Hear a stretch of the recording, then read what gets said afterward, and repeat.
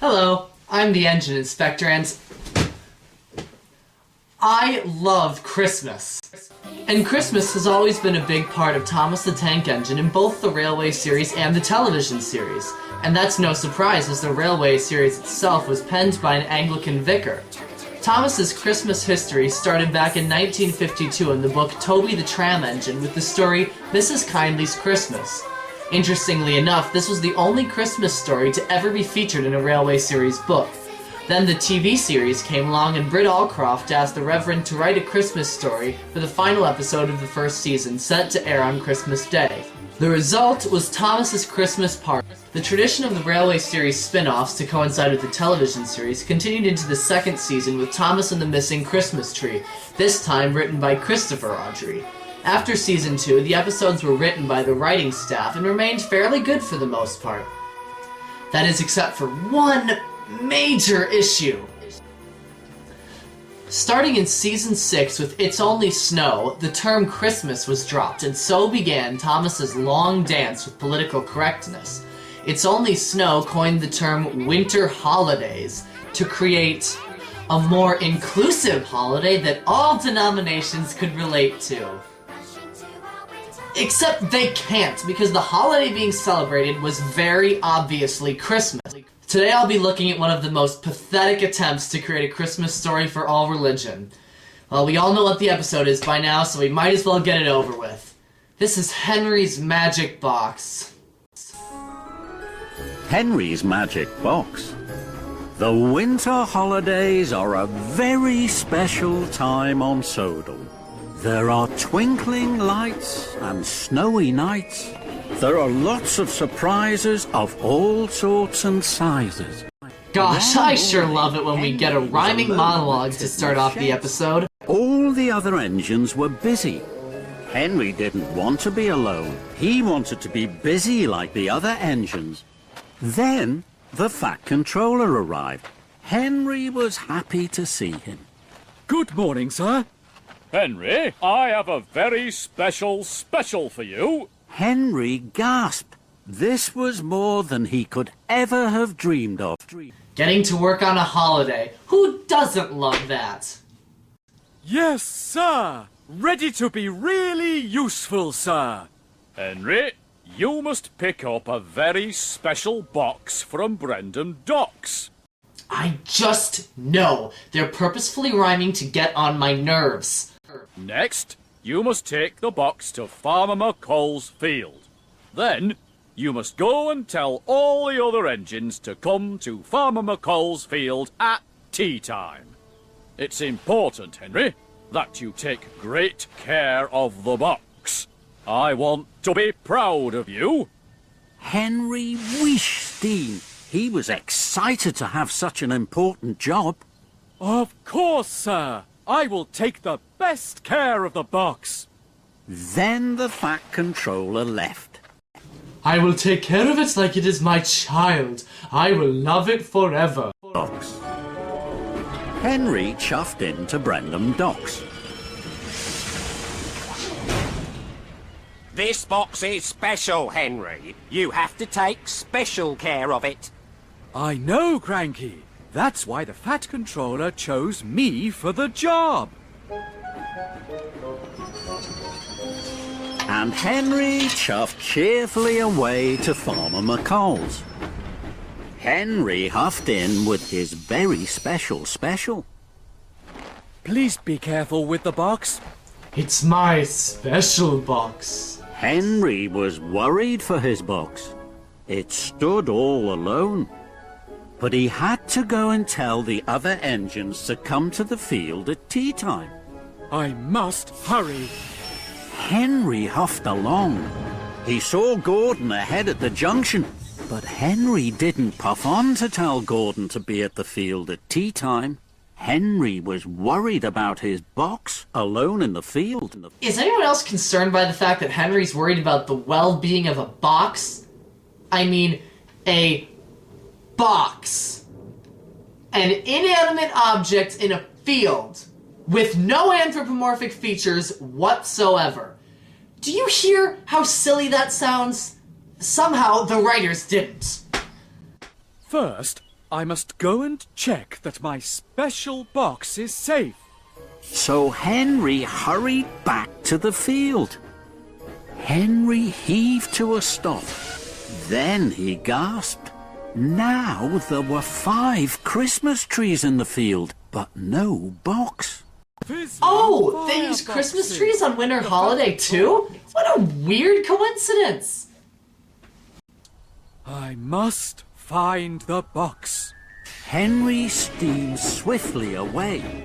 Then Henry met Toby and James at a junction. Henry was too busy looking for the box to notice them. Hello, Henry. You look wobbly with worry. But Henry wasn't listening. He didn't tell Toby and James to be at the field at tea time. There was no box to see. Henry had to find it. Henry huffed hurriedly back to the field. Then his pistons almost popped. Bust my buffers! Now there are even more Christmas trees, but my very special box is still gone. Those trees are breeding like rabbits. Henry juddered and jittered to the junction. Hello, Henry. Emily told us the Fat Controller has given you a very special. Henry gulped and gasped. He didn't tell Thomas and Percy to be at the field at tea time. There was no box for them to see. I must hurry. And Henry raced away. Henry looked everywhere for his box. In fields and fenlands, sidings and stations. He couldn't find his box anywhere. Henry steamed sadly back to the field. Then he gasped. The empty field is now a forest of Christmas trees. You know how much you like the forest. Sorry, I had to do it. But honestly, Henry's developed some pretty weird obsessions over the years. Oh yes, look at all these trees. Trees that will someday be made into wooden boxes. I love boxes, I love trees. And my special box still isn't here. Henry, I asked you to do a special job. You haven't done it. It's almost tea time, and the other engines aren't here. Oh yeah, with Henry's bizarre box obsession, I almost forgot about his equally absurd job. Henry's box addiction is really becoming a destructive force in his life. Time for an intervention. Intervention sequence! We're worried about you, Henry. Your box obsession is getting in the way of your work.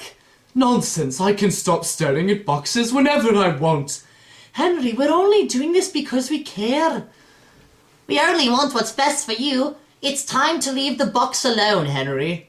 I'm sending you back to crew, not to get you off special call again, although that'll be our next intervention, but to help you with your box problem. Oh dear, I shall have to go away. Oh dear, oh dear, oh dear. I'm sorry, sir. I've let you down. I haven't looked after the very special box. It has disappeared. I haven't told any of the engines to be here, and you won't be proud of me. The Fat Controller sighed. Henry, you are an old and kind engine, but you worry too much. Where do you think the forest came from? Henry wheezed steam and bubbled his boiler. He really wanted to find the answer. He didn't want the Fat Controller to think he was silly. Then the answer flew into his funnel.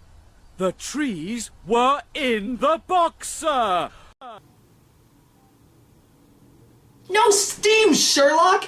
By the way, how did all those trees get into that box? First, Henry found Gordon and Emily. The Fat Controller wants you to go straight to Farmer McColl's field. Hurry, please! No time to waste! Next, Henry steamed to Tidmouth Sheds. Thomas, Percy and Edward were there. The Fat Controller wants you to go straight to Farmer McColl's field. Hurry, please! No time to rest! Henry puffed into Knapford Station. His cheeks were as red as James's paintwork. James was talking to the station master. The Fat Controller wants you to go straight to Farmer McColl's field. Hurry, please, James. No time to talk. At last, Henry found Toby at the water tower. The Fat Controller wants you to go straight to Farmer McColl's field. Hurry, please, Toby. No time to take on water. Someone telling Toby not to take on He water. felt a very Huh, that happy sounds engine. familiar. Henry arrived back at Farmer McColl's field just in time for tea time. All the other engines were there, but the Fat Controller wasn't. Henry felt silly. Again. I'm sorry, everyone. I thought the Fat Controller was going to be here. Perhaps I was wrong. Suddenly, the Christmas trees were a forest of twinkling lights. Red, blue, green, yellow, sparkling in the darkness. The engines gasped in surprise. Fizzling fireboxes. This is wonderful! Then there was the greatest surprise of all. The Fat Controller stepped through the tree. Henry's eyes popped as wide. So, Winter Holiday has Christmas lights, Christmas trees, and Father Christmas? It was right! They've created the perfect non-denominational holiday that bears no resemblance to pre-existing ones! His wheels. This had been the best winter holiday special of all. Well, there you have it. Winter Holiday. Nothing at all like Christmas. Just to clear one thing up, political correctness doesn't bother me in appropriate context, like what an ethnic group prefers to be called, but when it's trying to hide the fact that Christmas is in a children's television show is just plain ridiculous. Ironically, Winter Holiday offended more people than it comforted for the reasons I previously stated, including the Reverend Audrey's late daughter, Hilary Fort. She publicly called out Hit on the ridiculousness of Winter Holiday and even got them to change it back to Christmas for the UK release of Merry Winter Wish and all future Christmas-themed episodes. For that, we all owe Hilary our thanks and praise. Your father would be proud of you. I'm the Engine Inspector, and have a Merry Winter Holiday.